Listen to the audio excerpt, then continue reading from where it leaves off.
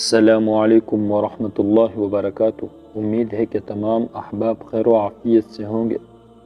میں ہوں شعیب ندیم اور آپ دیکھ رہے ہیں شعیب ندیم وائس چینل۔ حضرت عمر رضی اللہ تعالی عنہ نے ہدایت کی تھی کہ کوئی گورنر اپنے دروازے پر ڈیوری نہیں بنا سکتا، ترکی گھوڑے پر سوار نہیں ہو سکتا، باریک لباس نہیں پہن سکتا، چھنے ہوئے آٹے کی روٹی نہیں کھا سکتا۔ امیر المؤمنین عمر بن خطاب رضی اللہ تعالی عنہ مسجد نبوی میں بیٹھے ہوئے تھے۔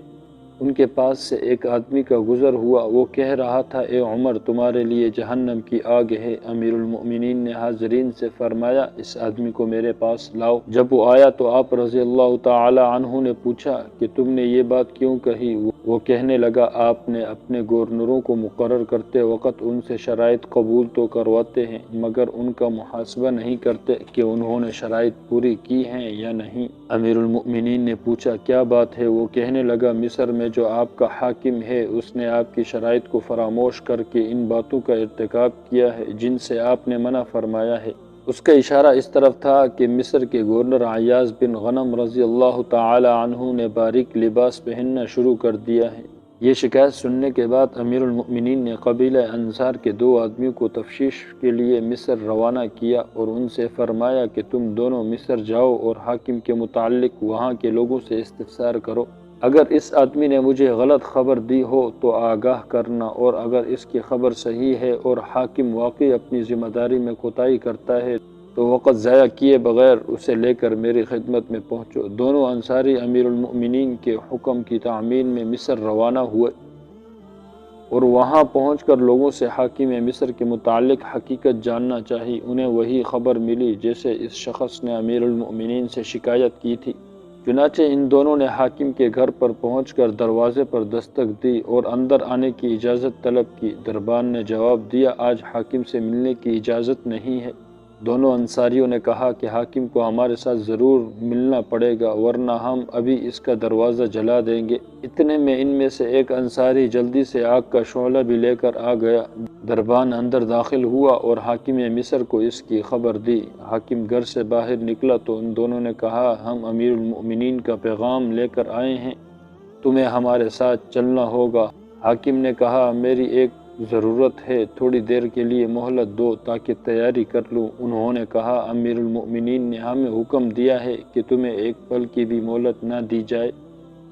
جب وہ دونوں حاکم مصر کو لے کر مدینہ منورہ عمر رضی اللہ تعالی عنہ کی خدمت میں پہنچے تو اس نے سلام کیا، مگر امیر المؤمنین نے اسے نہیں پہچانا کہ اس کی حالت پہلے سے بدل چکی تھی۔ وہ مصر کا حاکم بن کر جانے سے قبل گندمی رنگ کا انسان تھا، مگر جب مصر کی سرسبز و شادابی اس کو راس آئی تو وہ خوبصورت اور بھاری بھرکم انسان بن چکے تھے۔ اس لیے امیر المؤمنین نے تعجب سے پوچھا، تم کون ہو؟ اس نے عرض کیا، میں عیاض بن غنم ہوں جس کو آپ نے مصر کا حاکم مقرر کیا تھا۔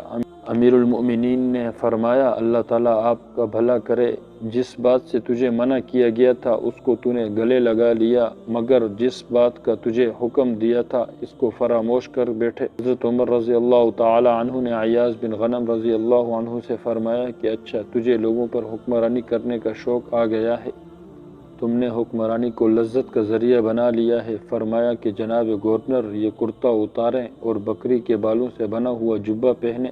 آپ کے ذمے ایک نئی ڈیوٹی لگائی جاتی ہے کہ آج کے بعد آپ بیت المال کی بکریاں چرایا کریں گے۔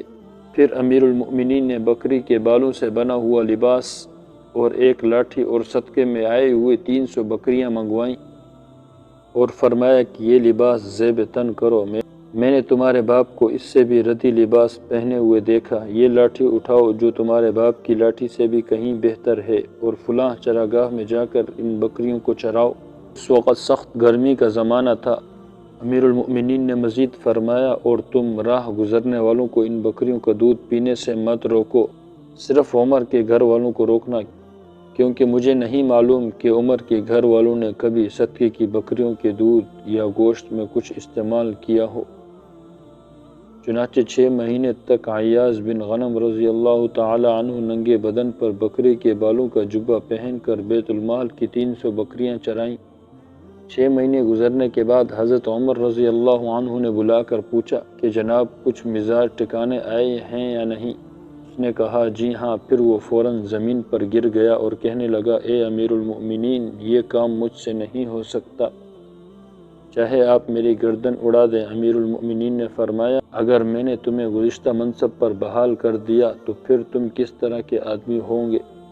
وہ کہنے لگا اللہ کی قسم، اب اس کے بعد آپ کو وہی خبر پہنچے گی جو آپ پسند کریں۔ امیر المؤمنین نے عیاض بن غنم رضی اللہ عنہ کو ان کے سابقہ عہدے پر فائز کر دیا، چنانچہ اس کے بعد وہ مصر کا ایک مثالی حاکم ہو گیا اور اپنی ذمہ داریاں خوف و تقوی اور اخلاص و للہیت کے ساتھ انجام دینے لگے۔